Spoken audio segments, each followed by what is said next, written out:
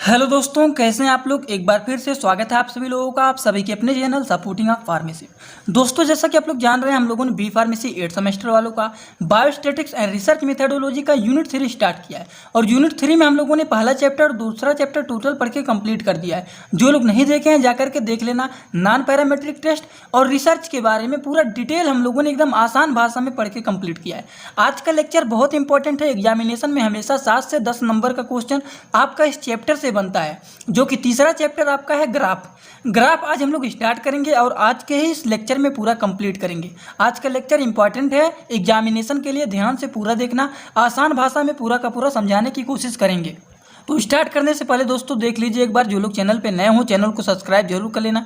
Bell icon नहीं दबाए हैं, दबा लीजिएगा, जिससे हमारी नई नई वीडियोज़ का नोटिफिकेशन आपको सीधा और सीधा होम पेज पे ही मिल जाए। सिलेबस में आप लोग यहाँ पर टिक लगा दीजिए कि यहाँ तक आज हम लोग कंप्लीट कर लेंगे। तो हेडिंग डालेंगे सबसे पहले ग्राफ। अब आप लोग समझिए ग्राफ क्या होता है। ग्राफ जो होता है एक विजुअल होता है, स्टैटिकल डाटा को प्रेजेंट करने के लिए एक विजुअल फॉर्म होता है। विजुअल फॉर्म का मतलब क्या होता है, जैसे कि आप लोग को बताए थे कि ग्राफ किस फॉर्म में होता है। देखिए ग्राफ कुछ इस फॉर्म में होता है, हमारा इस फॉर्म में होता है। जो लोग ट्रेडिंग करते हैं उन्हें पता होगा कि ग्राफ, वो लोग ग्राफ हमेशा देखते रहते हैं कि अगर मार्केट ऊपर की तरफ जा रहा है, किसी का रेंज ऊपर जा रहा है तो ग्राफ ऊपर जा रहा है, नीचे आएगा। किसी चीज़ का रेंज घट रहा है तो ग्राफ नीचे की तरफ जाएगा। तो ये हमारा होता है ग्राफ के फॉर्म में। ठीक, लेवल किसका ज़्यादा है किसका कम है वो ग्राफ में देखा जाता है। तो ये स्टैटिकल डाटा को प्रेजेंटेशन के लिए क्या होता है, एक विजुअल फॉर्म होता है ग्राफ। ठीक, अगर बात करें ग्राफ का तो graph is more attractive than table of figure. Table के फॉर्म में जो रहता है उससे ज़्यादा ये अच्छा होता है ग्राफ। ठीक, जैसे मान लीजिए टेबल के फॉर्म में कोई भी चीज़ लिखा रहता है, यहाँ पर एक्स का वैल्यू लिखा गया है, यहाँ पर वाई का वैल्यू लिखा गया है, या फिर एक्स यहाँ पर लिखा गया है और फ्रीक्वेंसी लिखा गया है, तो वो जो होता है उससे ये अच्छा होता है ग्राफ। अभी आपको पूरा समझ में आएगा।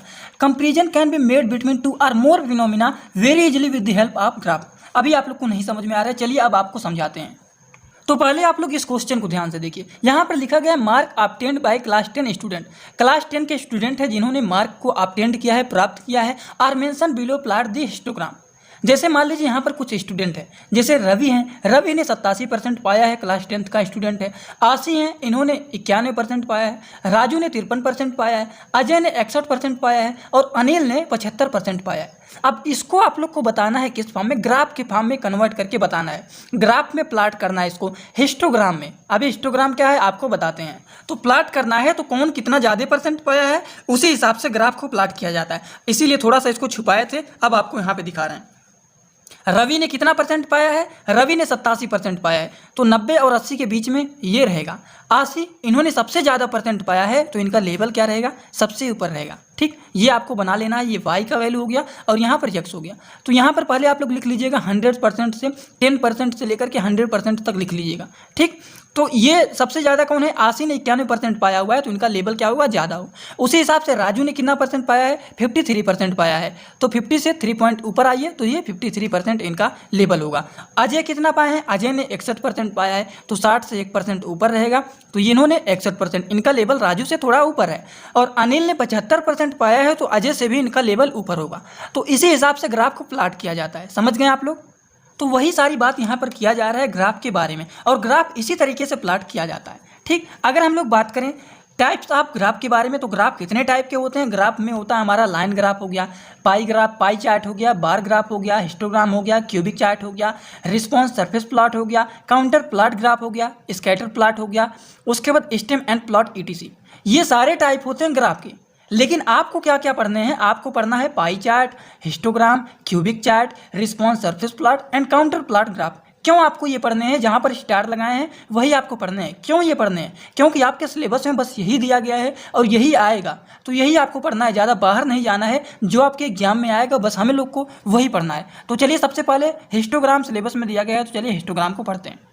बात करें हिस्टोग्राम क्या होता है। हिस्टोग्राम जो होता है एक्यूरेट रिप्रेजेंटेशन होता है, न्यूमेरिकल डाटा को एकदम एक्यूरेट रिप्रेजेंट करता है। ये कैसे एक्यूरेट रिप्रेजेंट करता है वो आप लोग को एक एग्जांपल तो दिखाई दी है कि कौन कितना परसेंट पाया है, उसको एकदम लेवल के बेस पर चार्ट बना दिए थे। ठीक, ग्राफ आपको बता दिए हैं कि सबसे ज़्यादा जैसे राजू ने कितना परसेंट पाया है, रवि ने कितना परसेंट पाया है, सबसे ज़्यादा 91% राशि आशी ने पाया था। तो उसी हिसाब से ग्राफ बना देंगे तो वो एकदम एक्यूरेट रिप्रेजेंटेशन होगा, एकदम सही दिखाएगा। ठीक, histogram is a graphical representation. Histogram जो होता है ग्राफिकल रिप्रेजेंटेशन होता है डाटा पॉइंट का, ठीक, जो कि ऑर्गेनाइज होता है यूजर स्पेसिफाइड रेंज के द्वारा। ठीक, class interval are shown on x axis. जो क्लास इंटरवल होता है उसे एक्स एक्सिस पर दिखाया जाता है। क्लास इंटरवल का मतलब आप लोग समझ रहे हैं ना, कि भूल गए वो सब भी। मीन मीडियम मोड में आप लोग को कितना बताया था क्लास इंटरवल। क्लास इंटरवल का मतलब होता है जैसे 0 से 5 हो गया, फिर हमारा हो गया, फिर उसके बाद 5 से 10 हो गया, उसके बाद 10 से 15 हो गया, उसके बाद 15 से 20 हो गया, 20 से 25 हो गया। तो ये हमारा क्या है, ये क्लास इंटरवल के फॉर्म में लिखा गया है। समझ गए आप लोग। तो वही चीज़ यहाँ पे कहा जा रहा है कि क्लास इंटरवल जो होता है वो उसको दिखाया जाता है एक्स एक्सिस में, एंड फ्रीक्वेंसी जो होता है वो हमारा वाई एक्सिस पर रहता है। ठीक, तो यही सारी चीज़ें यहाँ पर आप एग्जाम्पल के बेस पर अगर आप लोग समझिए, जैसे मान लीजिए represent the data given below by the histogram. अब यहाँ पर देखिए लिखा गया है इनकम ऑफ आरएस। इनकम कितना कितना है, जैसे 0 से 50 में है, 50 से 100 है, 100 से 150 है, 150 से 200 है, 200 से 250, 250 से 300। ठीक, इसका फ्रीक्वेंसी हमारा 10 है, इसका फ्रीक्वेंसी 30 है, इसका फ्रीक्वेंसी 80 है, और इसका फ्रीक्वेंसी 90 है, और इसका फ्रीक्वेंसी 40 है, और 250 से 300 का फ्रीक्वेंसी कितना है, 20 है। अब आपको देखिए क्या लिखना है, जो हमारा क्लास इंटरवल होता है वो किस एक्सिस पर रहता है। अभी आप लोग को बताएं ये किस फॉर्म में है, ये क्लास इंटरवल के फॉर्म में है, तो ये हमारे एक्स एक्सिस पर रहेगा। तो कहाँ पर रहेगा, ये हमारे एक्स एक्सिस पर। इसको लिखेंगे तो लिखेंगे 50, 100, 150, 200, 250 और 300। ये आपको लिख लेना है, लिख लें आप लोगों ने। फिर 100 से लेकर 10 से 100 तक वाई एक्सिस पर आपको लिख लेना है, जिससे फ्रीक्वेंसी का पता लगाया जाएगा। अब 50 हमारा कहाँ पे जाएगा, 50 हमारा जो है इसका फ्रीक्वेंसी कितना है, 10 है, तो इसको हम ग्राफ बनाएंगे 10 पे आएगा। 100 का कितना है, ये फ्रीक्वेंसी इसका 30 है, तो 100 का फ्रीक्वेंसी 30। यहाँ पर थोड़ा थोड़ा आप लोग समझने के लिए जो डाट डाट करके बनाएंगे, स्केल लेकर के समझते हुए चलना, इस तरीके से बनाना। पहले यहाँ से कर लेना और यहाँ से कर देना दोनों। ठीक, उसके बाद 150 का 80 फ्रीक्वेंसी है, तो इसका 80 के पास जाएगा। उसी हिसाब से 200 का फ्रीक्वेंसी कितना है, 90 है, तो इसका 90 के पास जाएगा। ठीक, उसके बाद 250 का फ्रीक्वेंसी 40 है, तो 250 का 40 होगा, तो 40 कहाँ पे है, यहाँ पे है। तो यहाँ से आप लोग कैसे करेंगे, देखिए यहाँ पर 250 का 40 कर दिए हैं, कैसे किए हैं वो भी जान लीजिए, इस हिसाब से किए हैं, ऐसे करके। ठीक, तो ऐसे आप लोग थोड़ा सा बना के देख लेना। उसके बाद 300 का कितना है, 300 का 20 है, तो 10 से ऊपर जो है वो है 20। तो देखिए इस तरीके से मिला करके देख लेना। तो ग्राफ इस तरीके से बनाया जाता है। एक एग्जाम्पल यहाँ पर लिखा गया है और एक एग्जाम्पल आपको क्लास 10th के स्टूडेंट के परसेंट के बेसिस पर दे दिया हूँ, इसको भी देख लीजिए।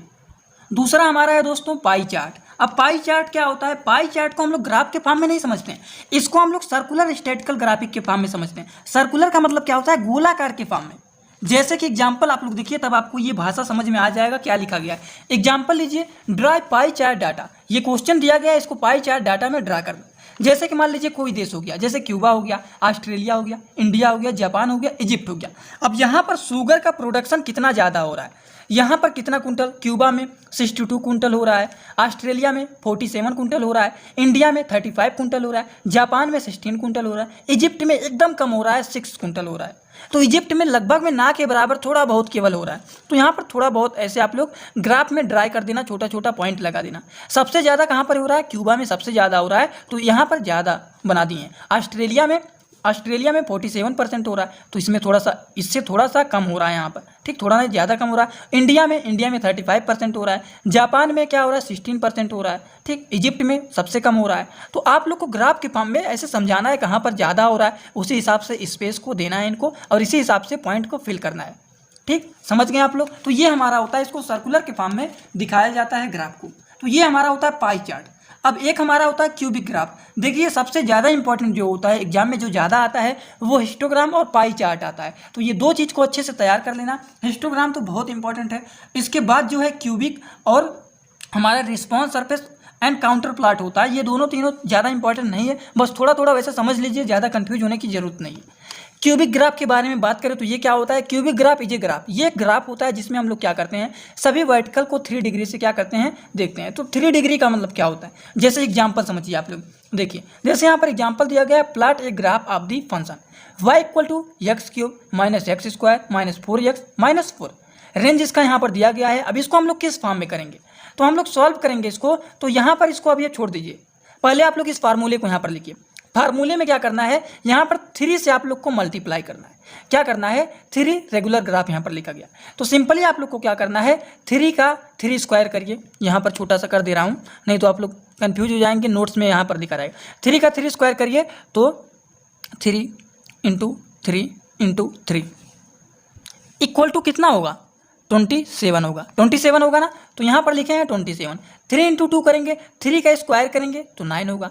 4x, तो 4x की जगह पर हमें 3 लिखना है, बस इतना जान लीजिए। x की जगह पर जहाँ जहाँ x है वहाँ पर 3 लिखना है, यहाँ पर बस यही काम आपको करना है। तो 4 इंटू 3 करिए, कितना हो जाएगा, 12 हो जाएगा। ठीक, यहाँ पर प्लस हो जाएगा, माइनस माइनस, क्योंकि ये जो है इसको मल्टीप्लाइंग करेंगे 3 से, तो ये हमारा प्लस हो जाएगा। और +4 है, तो ये दोनों जब जुड़ जाएगा आपस में तो हमारा 16 हो जाएगा ये। और ये दोनों माइनस माइनस जब जुड़ेंगे तब भी ये माइनस के ही फॉर्म में रहेंगे, तो -36 हो जाएगा, +16 हो जाएगा, तो ये हमारा -20 आएगा।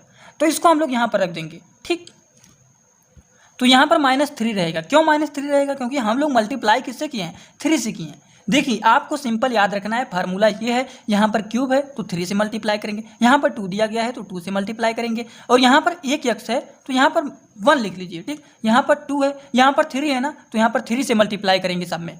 तो यहाँ पर 3 से मल्टीप्लाई करेंगे तो कितना आएगा, 27 आएगा। उसके बाद यहाँ पर 2 लिखा गया है, तो हमेशा हम लोग क्या करेंगे, अब 2 से करेंगे।